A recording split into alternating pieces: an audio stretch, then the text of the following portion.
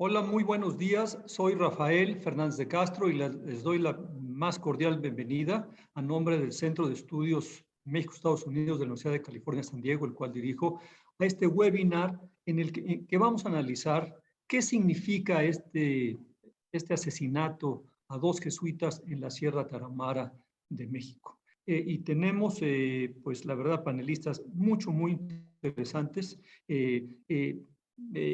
periodistas, desde luego un sacerdote y una investigadora muy comprometidos con la Sierra Tarahumara, y se trata justamente de eso. Y también tenemos a nuestro senior fellow, Michael Lettieri, quien va a explicar el contexto. Déjenme presentarles a los panelistas y después le voy a dar la palabra a Michael Lettieri para que él explique el contexto en el que se da esto. Inmediatamente empezamos una conversación con el padre Javier Ávila, con la candidata a doctor Fátima del Rocío Valdivia, además quien ha sido fellow en nuestro centro, y también con la periodista Patricia Mayorga de Chihuahua. Entonces, déjenme presentar primero que nada al padre Javier Ávila.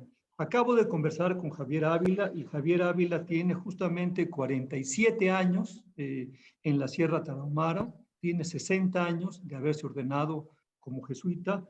Él fue el cofundador de la Comisión de Defensa de los Derechos Humanos, que fue la primera comisión de defensa de los derechos humanos allá en el norte de la República. Actualmente es vicario parroquial de la parroquia Cristo Rey en Krill. Es amigo de Javier.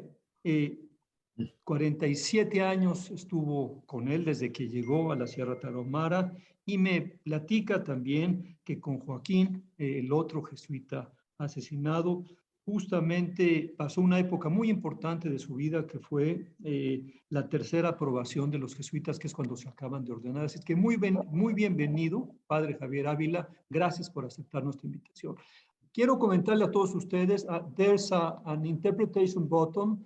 For all of you who would like to listen to this in English, just go down to your screen and you'll see a sign about translation. Just click in there and you could listen to this in English. Am I right in my explanation? Is there anything else I should say? Todo bien. Okay, perfecto. Now, let me continue to introduce to you. Now I will introduce Patricia Mayorga. Patricia Mayorga, ella es periodista de Chihuahua. Me dice Fátima y me dice el padre Javier, es una periodista muy comprometida con los derechos humanos en la Sierra Tarahumara, que tiene cubriendo para Proceso, para la revista Proceso y Chile, la violencia en la Sierra Tarahumara, los despojos de las poblaciones indígenas, y realmente es una periodista muy comprometida con el tema de la violencia y con el tema de los despojos en la sierra. Y finalmente les presento a mi compañera, a Fátima del Rocío Valdivia, quien ha estado con nosotros en el Centro de Estudios México-Estados Unidos durante el último año. Gracias, Fátima, y además, sobre todo, gracias por ayudarnos a invitar a estos panelistas tan destacados. Fátima, simple y sencillamente quiero decirles que durante los últimos 9 meses nos ha platicado muchísimo de los raramuri. Así le dicen ellos a los tarahumaras, así se les debe llamar, nos dice Fátima y nos dice el padre Javier, a los tarahumaras. Y Fátima es justamente, ella es candidata a doctor en estudios latinoamericanos por la Universidad de Texas en Austin. Con nosotros estuvo los últimos 9 meses escribiendo su tesis, y fue una maravilla tener a Fátima con nosotros, siempre incisiva, siempre, yo diría, muy metida en los temas de violencia. Y ella ha estado en la Sierra Tarahumara desde el 2009, llegó justamente a hacer servicio social con los jesuitas, y después se vinculó con otra organización, con el Centro de Capacitación de los Derechos Humanos Indígenas, AC, que fue creada en el 2013. Así es que gracias, Fátima, por ayudarnos a entender qué significa estos asesinatos. Esa es la conversación que yo hemos tenido. Y déjenme pasarle la palabra a Michael Lettieri. Él es Senior Fellow en temas de violencia, en temas de seguridad y, desde luego, él es un estudioso de México, es historiador. Así es que adelante, Michael, esperamos tu contexto, por favor. Gracias, Rafael. Pues yo quiero poner rápidamente unos 3 cuestiones temáticos que me parecen importantes para sentar la mesa.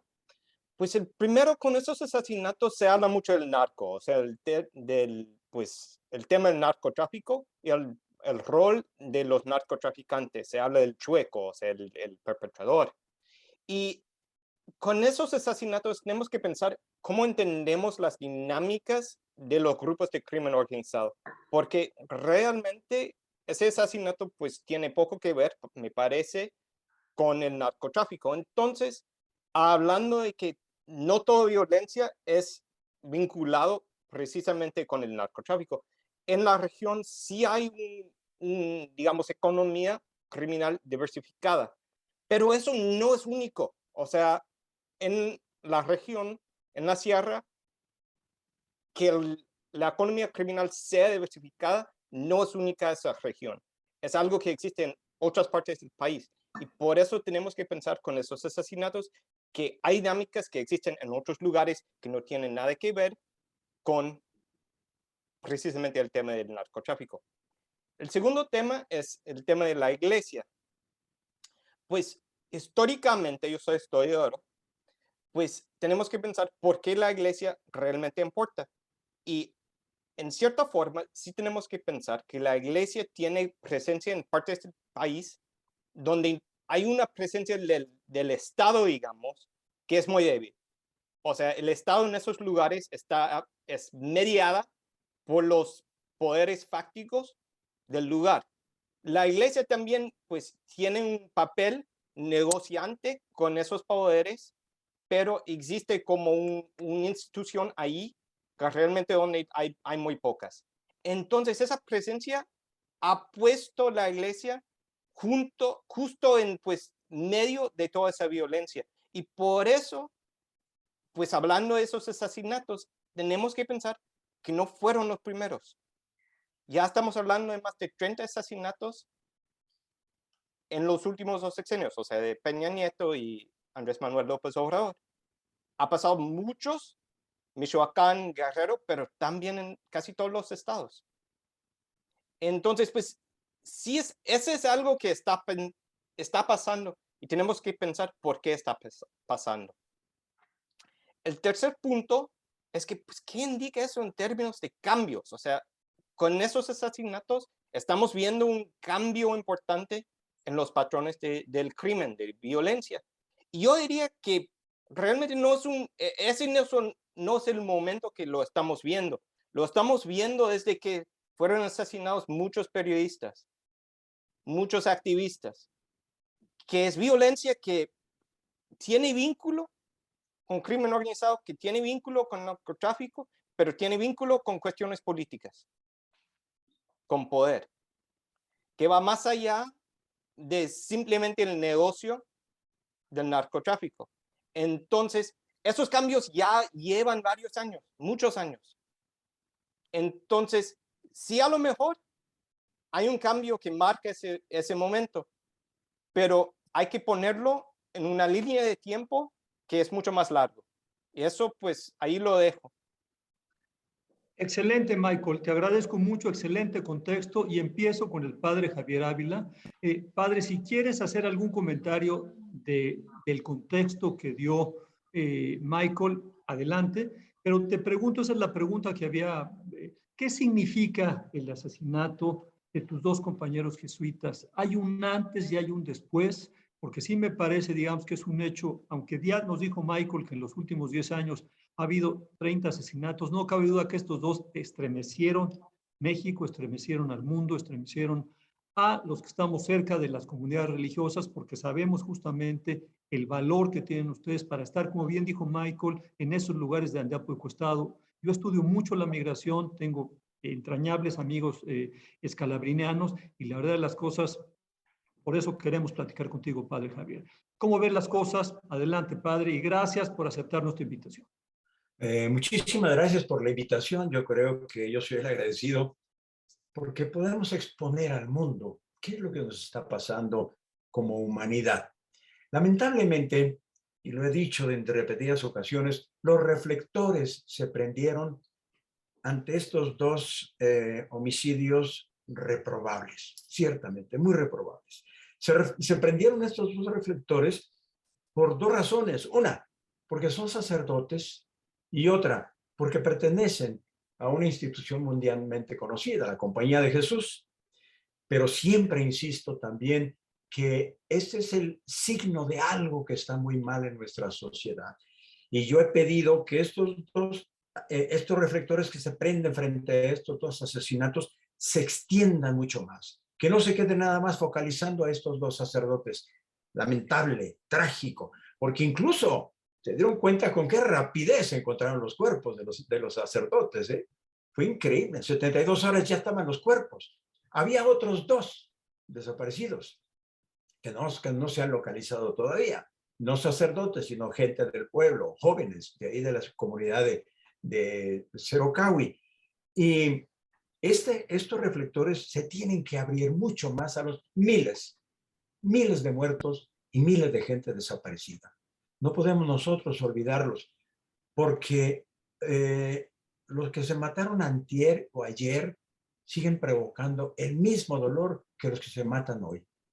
A veces los muertos de hoy olvidan y entierran a los muertos de ayer, y eso no es posible. No podemos permitir eso. Los muertos tienen que estar en horizontal y no en vertical, porque les digo, el mismo dolor que generó el muerto de hace mucho tiempo está generando a las familias el muerto de hoy en la comunidad. Es un rompimiento, sí es un rompimiento. Y no nada más porque mataron a dos, han matado a muchos más, y eso es lo que insisto, no podemos olvidar a los muertos de ayer y los muertos de antier y los muertos de hace años. Creo que esta noticia, lo sabemos, corrió mundialmente por el hecho y por los personajes, digamos, que perdieron la vida. Esto nos tiene que hacer pensar a nosotros qué camino llevamos como sociedad, qué mundo queremos, qué humanidad estamos generando y estamos construyendo. Se ha mencionado, ahorita Michael mencionaba algunas cosas importantes. Yo creo que ciertamente estos dos homicidios no tienen nada que ver con el narcotráfico. No iban tras los sacerdotes. ¿Qué pasó?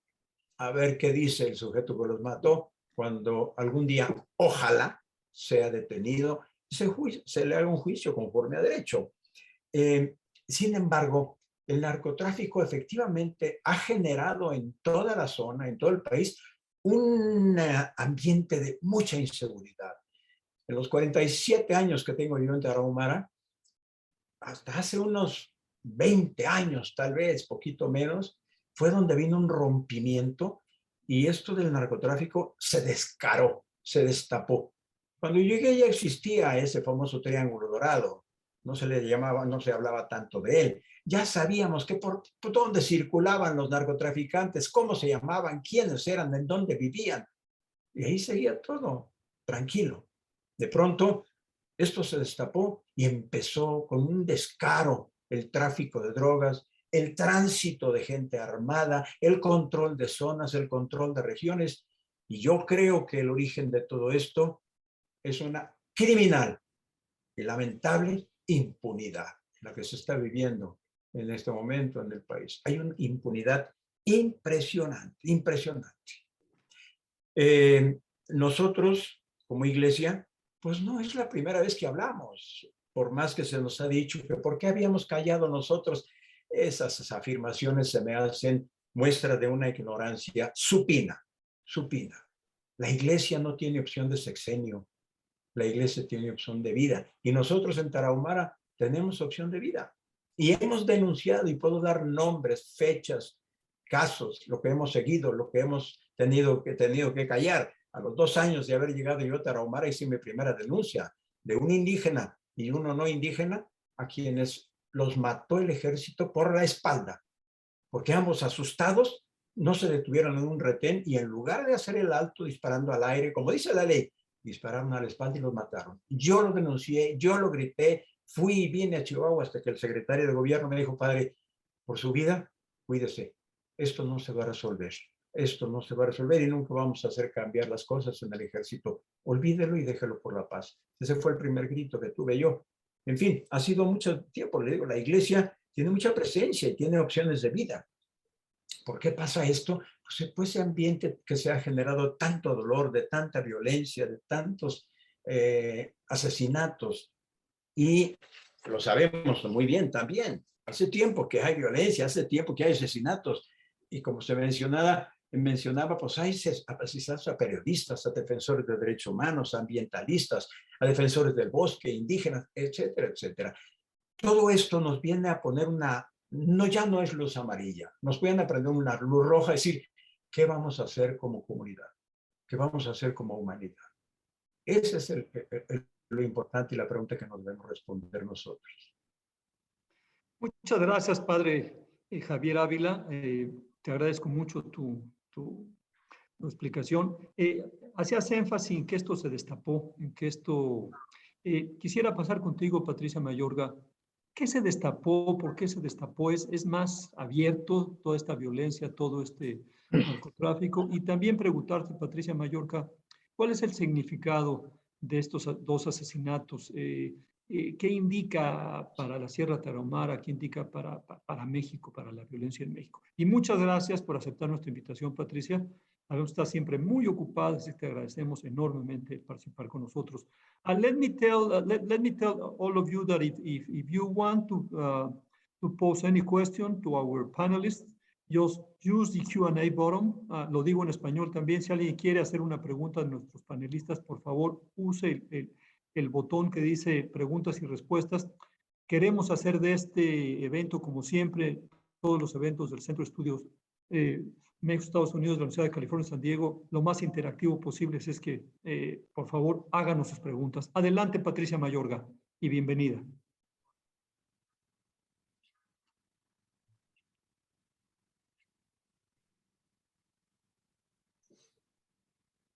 No te escuchamos. ¿Tú me escuchas, Patricia? Patricia, ¿me escuchas? Parece que no escucha. ¿Por qué no empiezas a hablar tú, Fátima? Te hago las mismas preguntas. ¿Cuándo se destapó esto? ¿Por qué se destapó esto? ¿Qué significa esto? Y mientras tanto, ahora sí que vamos a localizarla, a ver si puede tener una mejor conexión. Claramente tiene una conexión de internet impecable. Adelante, por favor, Fátima. Ya estás ahí, Patricia. No, no está. Adelante, Fátima. Y ahorita que caiga Patricia, aquí la aguantamos. Te lo encargo, por favor, Adán. Adelante. Y gracias, Fátima, por tu entusiasmo en organizar este webinar.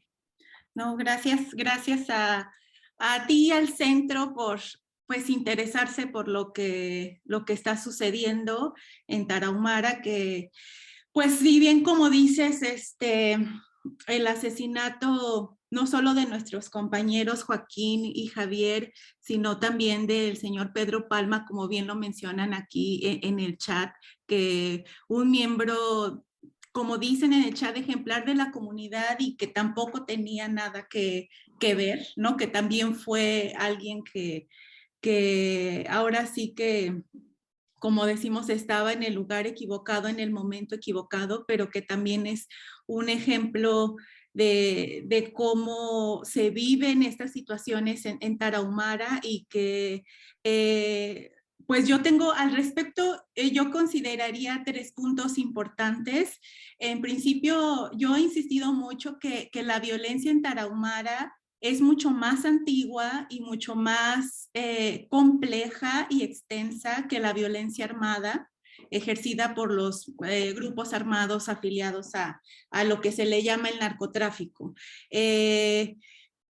que durante mucho tiempo esta región, desde siempre más bien, como también en algún artículo que circuló por las redes, que rescataron en los medios, que hace años escribió el Ronco Robles, también compañero de Javier Joaquín y el otro Javier, que el tema del tráfico era una nueva conquista, ¿no? Como vinculado a los procesos de colonización que siguen actuales, que siguen vigentes no solamente en la región tarahumara, sino en todas las regiones indígenas, pero que la región tarahumara tiene un vínculo muy específico también con el tema del tráfico de drogas y sobre todo con el esquema de los grupos armados. Un poco lo que a mí me da la impresión es que este discurso del tráfico de drogas y del combate al tráfico de drogas, y ahora todo es narcotráfico, lo que hace es invisibilizar o esconder las violencias tan antiguas, tan extensas que hay en Tarahumara y que han matado durante muchos años a muchísima gente de forma lenta, quizás no en un aspecto físico de asesinato, pero sí en un aspecto social, en un aspecto político, al vivir esta zona ha sido marginada, no hay ausencia del Estado, como muchas veces se dice que hay abandono del Estado. El Estado está muy presente en Tarahumara, pero está presente a través de la explotación económica, ¿no? A partir de la explotación de los recursos, de la imposición de proyectos y de una prestación muy ineficiente y muy limitada del bienestar social, ¿no? De la salud, de la educación, de la alimentación, de la vivienda, etcétera. Hay una violencia mayúscula que mata a diario a la población de Tarahumara, incluida la población mestiza, por supuesto, pero que se recrudece muchísimo más en contra de las poblaciones indígenas que habitan la localidad, que es invisibilizada ahora por el discurso del tráfico. Y para mí, precisamente esta violencia histórica que ha generado toda esta marginación, división, jerarquías raciales, despojo, violencia de género, etcétera, es lo que principalmente sienta las bases para que la emergencia de los grupos armados e incluso del trabajo de la siembra y tráfico de, en su momento, la marihuana y ahora la goma de opio, emerjan con tanta fuerza. Yo creo que esa violencia histórica no la debemos olvidar, ni debemos poner los principales reflectores en el tema de la violencia armada, que es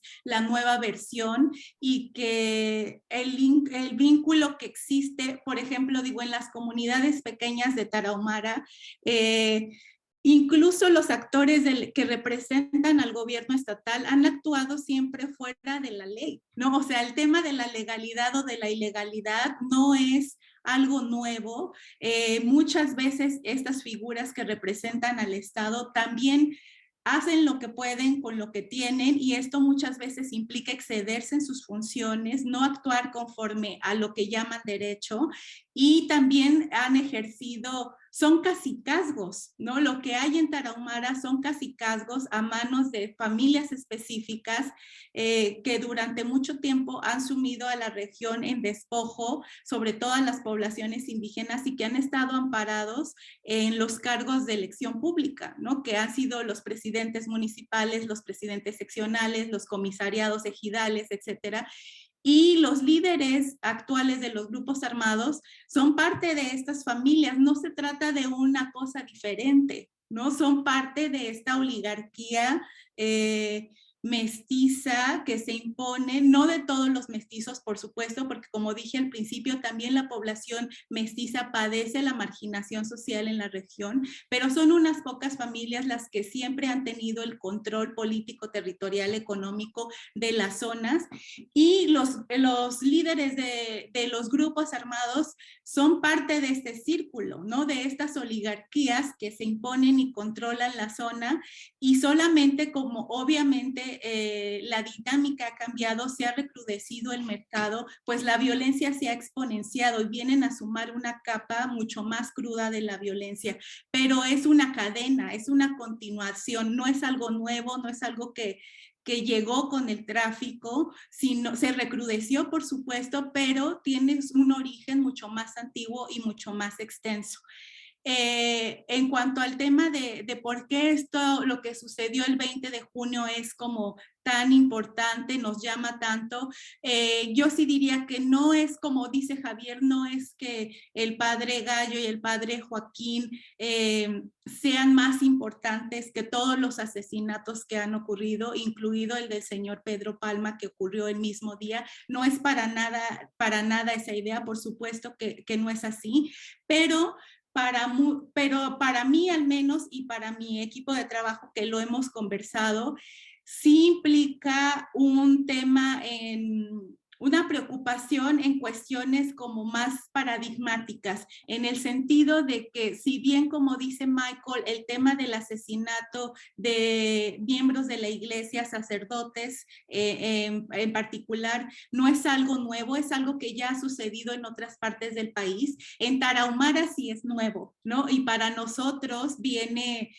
a mover un poco el esquema. No solamente es que para quienes tuvimos la fortuna de conocer a Joaquín y Javier, esto que sucedió nos llena de dolor, de desolación, de miedo, sino que también nos pone a cuestionarnos ciertas dinámicas que sucedían en Tarahumara. Si bien, como dice Javier, el asesinato no está directamente vinculado con el tráfico, no como que eran objetivos principales, sino que fue algo que se salió de las manos.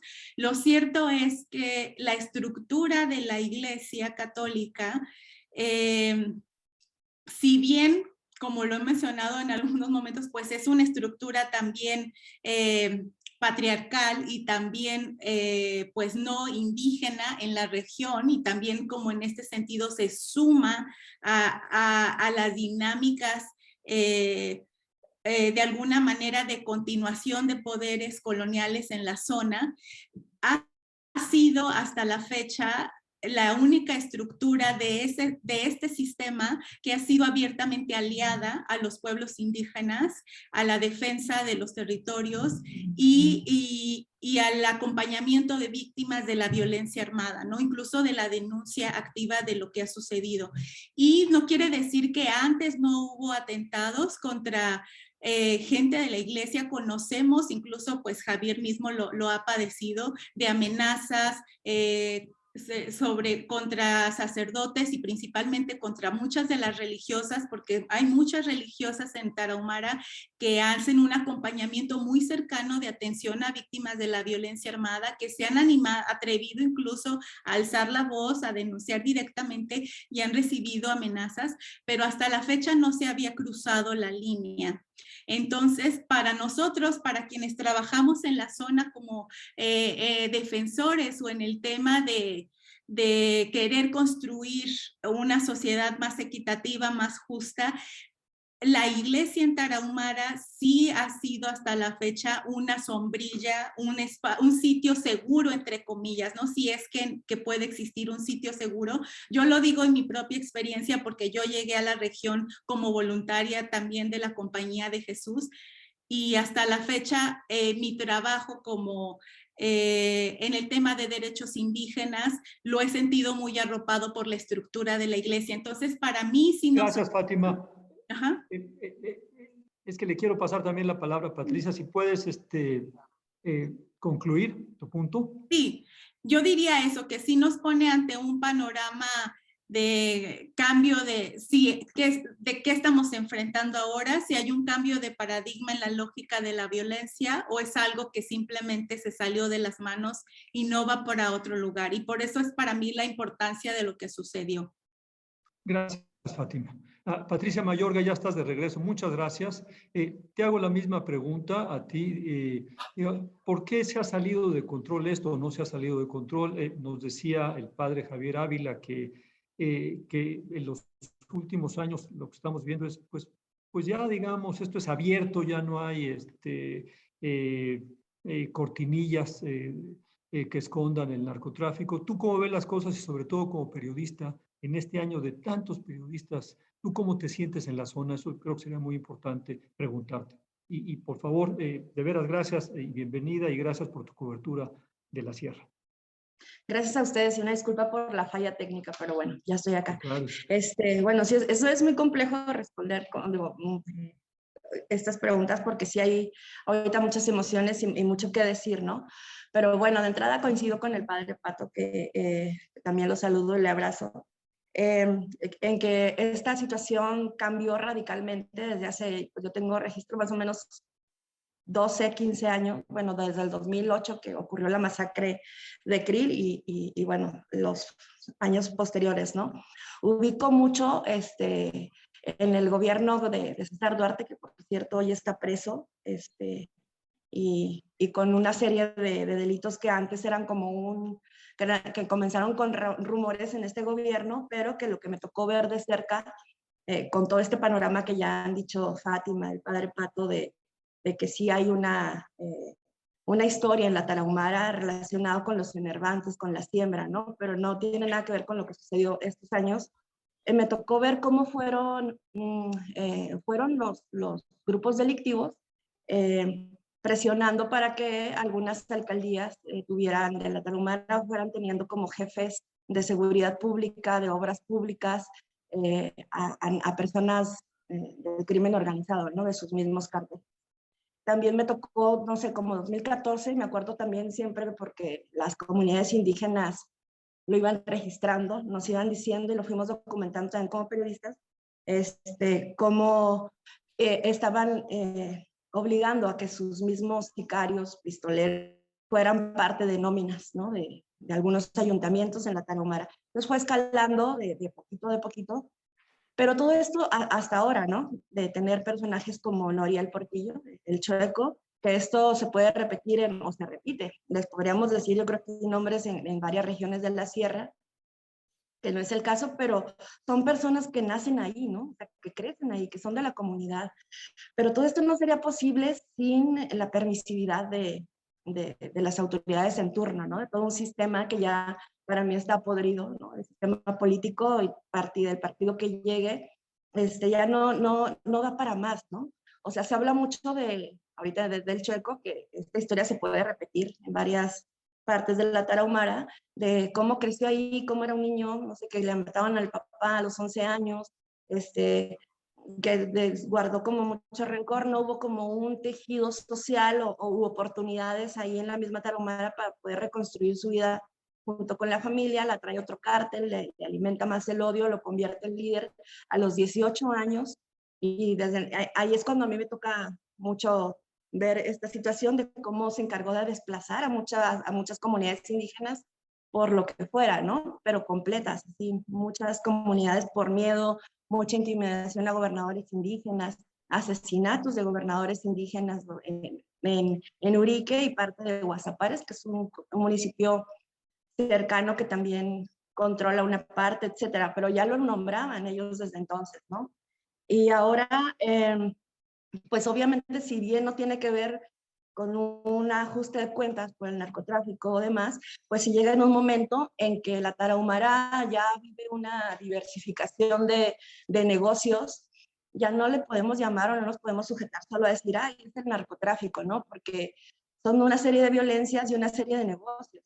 La tala clandestina, donde están ahí también metidas empresas y empresarios prominentes de Chihuahua, la minería, igual que, no sé, yo siempre digo que estos dos homicidios los sentimos, me incluyo, muy cerca, aparte de que se les conocía y eran entrañables, ¿no? Y eran parte de los pueblos que ellos trabajaban, porque este sector de la iglesia en la Tarahumara ha sido una de las únicas formas de poder llegar a comunidades alejadas, ¿no? Porque tienen una autoridad moral, ¿no? Entonces, que los hayan tocado, que les hayan hecho lo que les hicieron, como dice Fátima, conocemos que hay hermanas que ya han tenido que salir del territorio por amenazas, e incluso ahora, últimamente ha habido bastantes amenazas, ¿no? Por pleito del territorio, pero ahí en medio están los negocios, y esos son intocables, ¿no? La tala, la minería, el gasoducto, que también ahí hubo una fuerte participación del padre Pato, de Fátima y de Secadi. Entonces no podemos desligar, ¿no? El Chueco, ¿por qué gobernó Urique 10 años, por lo menos 10 años? Pues porque se lo permitieron, o sea, nunca hubo un castigo, nunca le han castigado un solo delito, ¿no? Y llegó su control a tanto que ahorita, a pesar de que la Tarahumara está devastada, porque hay mucha tala a donde quiera que vaya, el municipio de Urique es uno de los que ha recuperado más, se ha recuperado más. ¿Por qué? Porque el Chueco permitió 5 años, y eso lo reconoció el director forestal del gobierno anterior, de Javier Corral, no permitió que hubiera desarrollo forestal. O sea, ¿qué quiere decir? Que no permitió siquiera que se aplicaran los programas gubernamentales, no lo permitió. O sea, porque cualquiera que fuera a talar árboles, o sea, amenazaba a la gente con quemarle su casa o con matar a ellos o a su familiar.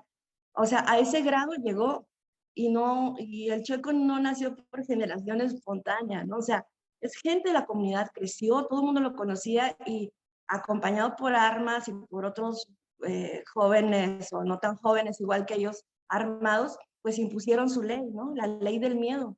Ahora era impresionante cómo en todo el recorrido de despedida del padre Javier Campos, del padre Gallo y del padre Joaquín Morat, cómo la gente, me impresionaba, se sacudió estos días el miedo para tomar sus carreteras, sus calles, ¿no? Que es lo que ellos generaron, es lo que ellos sembraron. Y también a mí me impactó mucho ver a Rarámuri llorar, ¿no? Así de manera desvanecerse, o sea, era impresionante, es impresionante todo lo que generaron, todo lo que ha generado los jesuitas y otras órdenes en la Tarahumara, religiosas, sacerdotes religiosos.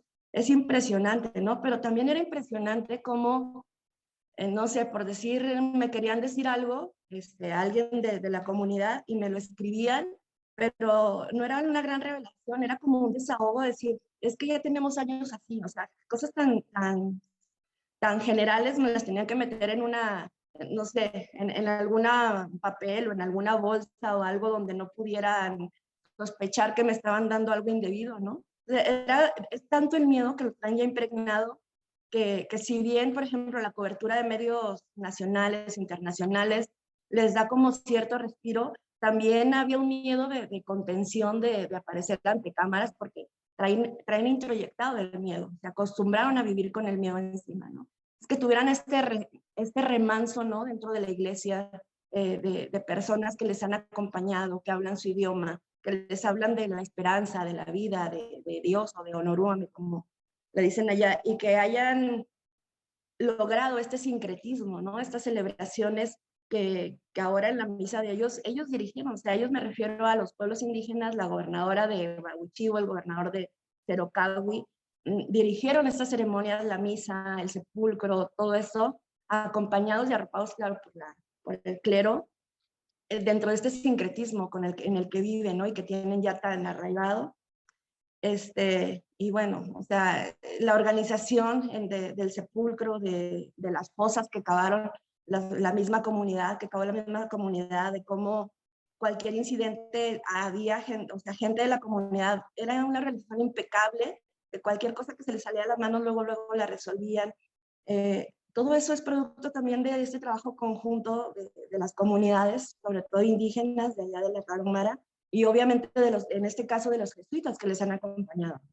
Por eso creo que es un tema muy complejo, por eso pegó hondo, porque son parte del pueblo que da esperanza, y parte de la vida misma.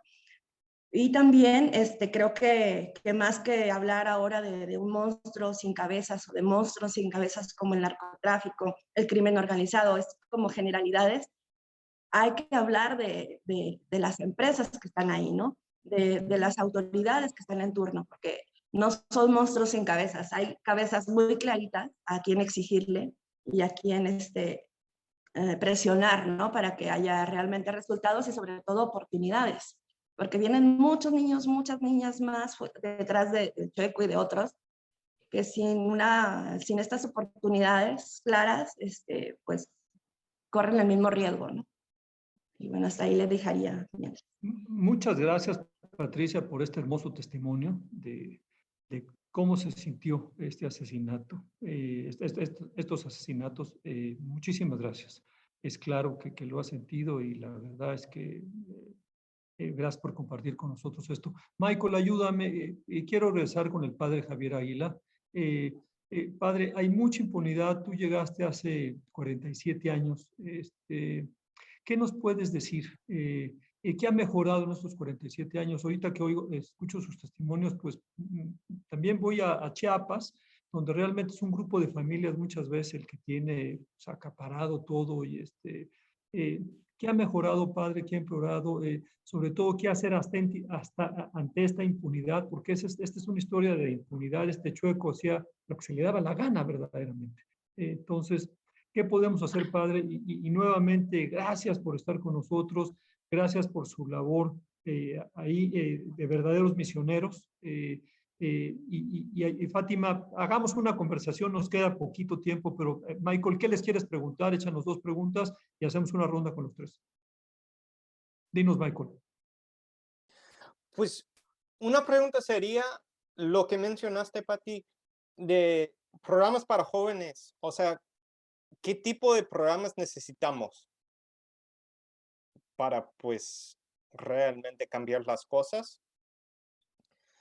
Y la segunda pregunta sería, pues, si estamos hablando de algo que realmente se puede cambiar y cómo lo cambiamos, porque Fátima habla de, pues, que esos son violencias de largo plazo, ¿no? Que tienen una historia larguísima, nada más van cambiando de forma. Entonces, ¿qué podemos hacer? ¿Qué podemos Gracias, hacer? Michael. O sea, Adelante, padre Javier Ávila, les pediría respuestas un poco más cortas para tener un Sí, de 3 y yo luego creo, hacer un cierre. Adelante, yo padre. yo creo que la pregunta no es qué necesitamos, la pregunta es qué necesita la gente y qué necesitan las comunidades. Ellos son los que tienen que decir, no nosotros, no tenemos nada que decir, porque están hartos y estamos todos hartos de proyectos impuestos, de programas ajenos a las necesidades del pueblo. Tenemos ya se mencionó un poco, macroproyectos, un gasoducto, el bosque está devastado, las minas, son proyectos que se han impuesto por encima de la voluntad de los pobladores. Apenas recientemente se ha estado exigiendo la aplicación de la ley de consulta, pero nunca se había consultado nada a los pueblos indígenas. Hay que preguntarles a ellos, ¿qué les hace felices? ¿Qué los pone tristes? Porque si les dices tú que qué necesitan, te van a responder los que siempre han respondido: fertilizante, rollos de alambre, herramientas de labranza, cobijas, despensas. Y lo hacen porque es lo único que hemos sabido escuchar y es lo único que les hemos sabido llevar. El gran problema es el nivel de acercamiento que tenemos con el diferente. Siempre lo hacemos de arriba para abajo, del que sabe que somos nosotros al que no sabe, y los vemos hacia abajo. Nunca hemos tenido nosotros la dignidad y la honradez de acercarnos en el mismo nivel, horizontal, siempre para abajo. Nos convertimos a los indígenas en objetos de cámaras fotográficas, en objetos de estudios antropológicos y folclóricos, nada más. Y no nos vemos como personas humanas con derechos y deberes, con dignidad. Gracias, padre Javier. Adelante, Fátima. Gracias. Pues nosotros, por dar un ejemplo, o sea, no creemos que es algo como que se va a solucionar de alguna manera, porque para nosotros es ilógico que es un cúmulo, una violencia que se ha armado desde hace años, ¿no? Es algo que ha sucedido desde hace cientos de años que no vamos a poder querer derribar en 2 años de estrategia o en un sexenio o etcétera, y que no es solamente el tema del tráfico, que el tema del tráfico está alimentado por otras violencias como el racismo, la violencia de género, las masculinidades, etcétera, etcétera, que es algo que se tiene que ir viendo de manera más compleja e integral. En este sentido, lo que nosotros hemos hecho como organización, que trabajamos con jóvenes, principalmente en las escuelas y con jóvenes mestizos también, porque no solamente en este panorama del tráfico son los hombres mestizos, los jóvenes mestizos, los que principalmente son el target más débil, ¿no? A quienes más atrae el tema del tráfico. Lo que hemos podido hacer hasta la fecha, y que parecerá un trabajo muy hormiga, es trabajar a nivel de las escuelas también con personal docente, trabajando precisamente temas de género, de violencia de género, de masculinidad y de racismo, como los elementos que nosotros encontramos tangenciales y que alimentan el tema de la incorporación de los jóvenes a los grupos armados, y que son temas que no se ven porque siempre es como algo más confrontativo, como la búsqueda de la paz, pero sin entender que está debajo de este fenómeno. Entonces nosotros lo hemos hecho por allí y con metodologías como más creativas, artísticas, etcétera, que llamen también a los jóvenes y les aporten otra visión de otras cosas que se pueden hacer fuera de pertenecer a estos grupos. Gracias, Fátima. Patricia, adelante, si quieres contestar las preguntas. Yo te había preguntado y te insisto, en Tijuana nos han matado 2 periodistas este año, hemos tenido algunos webinars sobre eso en nuestro centro de estudios. ¿Cómo te sientes tú, Fátima? ¿Tienes miedo? Esta impunidad seguramente llega a los periodistas. Bueno, antes coincido totalmente con el padre Pato. Los pueblos serranos y los pueblos indígenas de la Tarahumara y en general del país son sabios, ¿no? O sea, lo que pasa es que no hemos sabido escucharles, ¿no? Y si no les preguntamos, pues no. En el caso de nosotros como periodistas también, el periodismo es muy soberbio, ¿no? Siempre llegamos como, y un tanto anarquista también, ¿no? O sea, siempre llegamos como a imponer nuestros prejuicios sobre lo que vamos a cubrir, y es un gran riesgo, ¿no? O sea, tenemos un medio local que se llama Raichel, y acá, justo porque queremos trascender como a un periodismo intercultural, donde también ellas y ellos se informen como personas indígenas.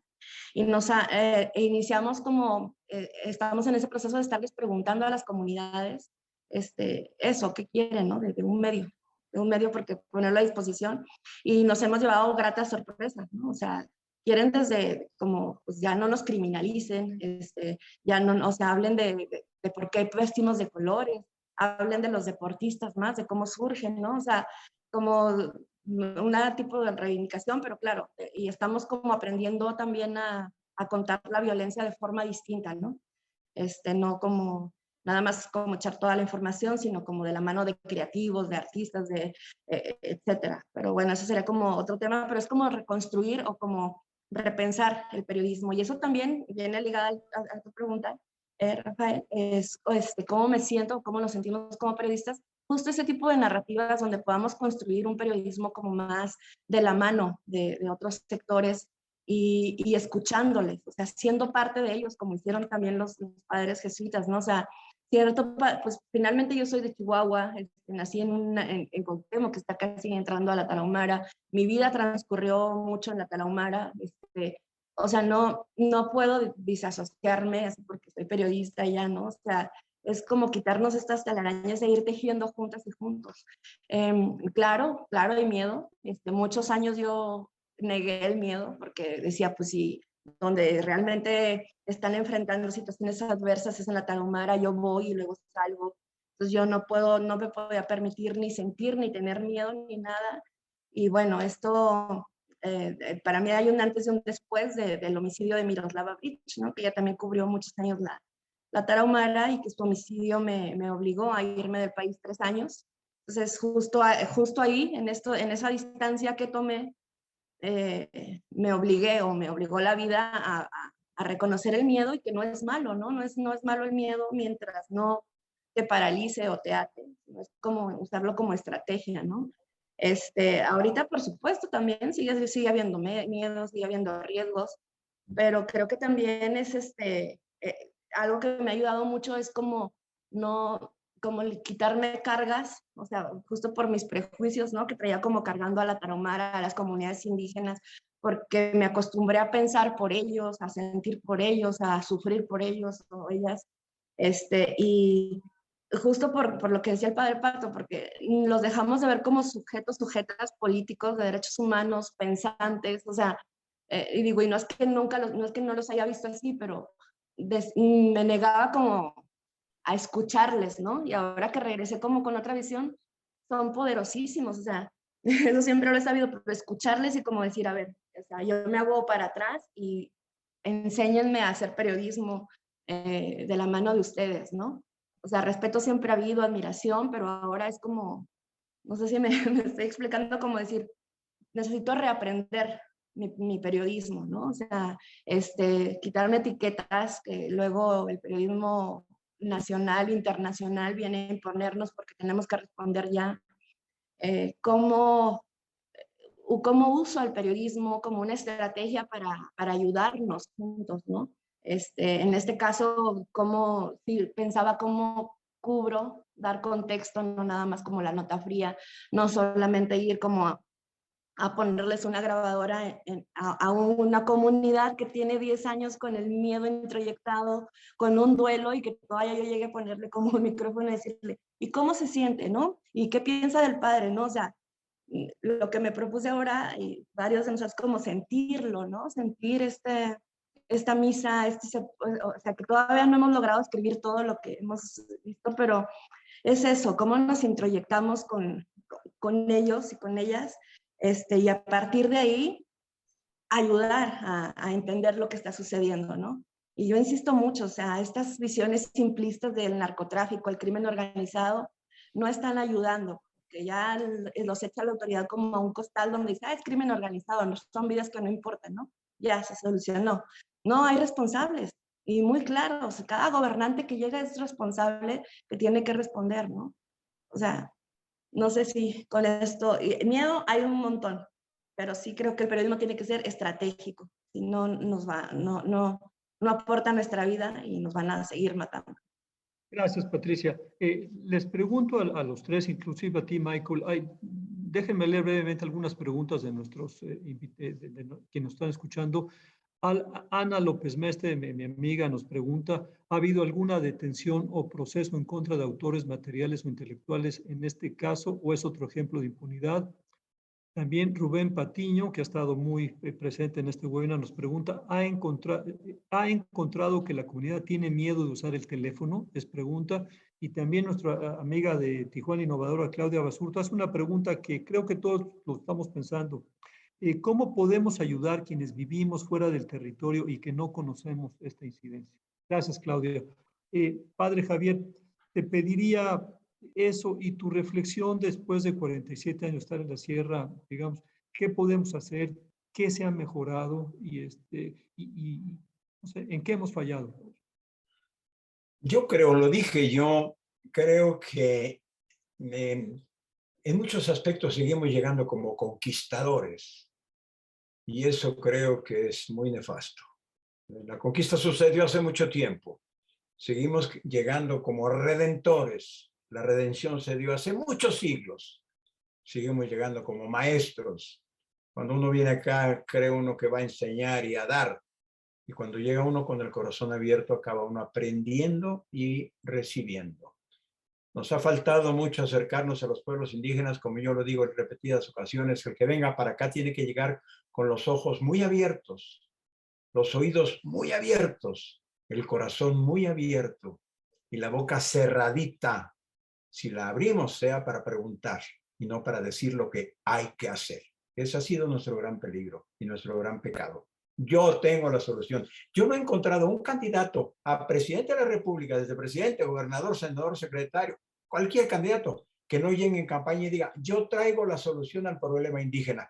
Qué desgracia, vemos al indígena como problema y no aceptamos que nosotros hemos sido el problema para los pueblos indígenas hace mucho tiempo y no acabamos de aceptar ese acercamiento horizontal, lo repito. Tenemos que llegar a ellos, tratarlos como personas, no como objetos de caridad. Gracias, Padre. Fátima.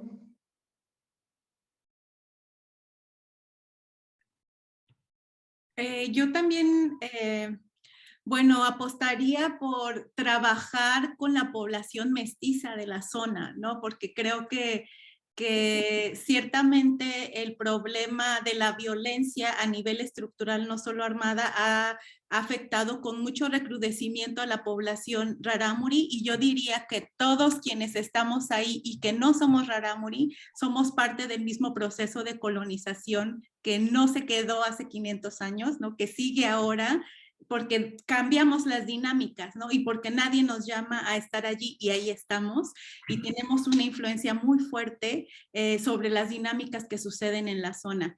Pero también la población mestiza de la región a donde pertenecen estos miembros de los grupos armados con mayor fuerza, aunque también ya hay pues jóvenes rarámuri en los grupos armados, pero la mayoría son mestizos. La población mestiza también está muy marginalizada, muy precarizada, no es la misma población que la población mestiza urbana, y el racismo, ¿no? Es un trabajo que tenemos que hacer, de trabajar con nuestra propia población mestiza, no con los rarámuri, porque como dice Javier y Patti, la población rarámuri tiene sus propias estrategias, tiene sus propias búsquedas, tiene sus propios planes. Claro que buscan alianzas porque por las diferencias, la desigualdad que es real, no hay que aportar, no hay que hablar más de igualdad, hay una desigualdad muy real, no tienen las herramientas a veces que se necesitan para los procesos, y es ahí donde hace sentido las alianzas. Pero la población mestiza, hay mucho racismo en la zona y hay mucha lógica de que es permitido despojar a la gente indígena, a la gente rarámuri, porque no valen, porque están en otra jerarquía. Entonces yo creo que hay mucho trabajo que hacer con la población mestiza en general, pero con la población de la mestiza de la zona serrana con mucho más énfasis. Gracias, Fátima. Terminamos contigo, Patricia Mallorca. Bueno, respondiendo a las preguntas que hacían, hasta ahora no hay detenidos por este homicidio, ni materiales, menos intelectuales. Hay 11 detenidos en este operativo que tienen las autoridades, que según la Fiscalía Estatal, entre ellos hay 2 familiares del Chueco, pero a ninguno se le ha implicado por estos homicidios, ¿no? El Chueco continúa prófugo, se sabe que participaron más personas, pero no se sabe quiénes, obviamente no hay detenidos. Y de autores intelectuales, lo que se ha manejado, lo que se ha documentado es que el Chueco depende de un grupo que está es los Salazar, ¿no? Que ellos están también acusados del homicidio de Miroslava, específicamente uno de los líderes, que es Pin Salazar, está prófugo, en calidad de prófugo, y lo que sabemos es que también se pasea por el pueblo como si nada, ¿no? Eso.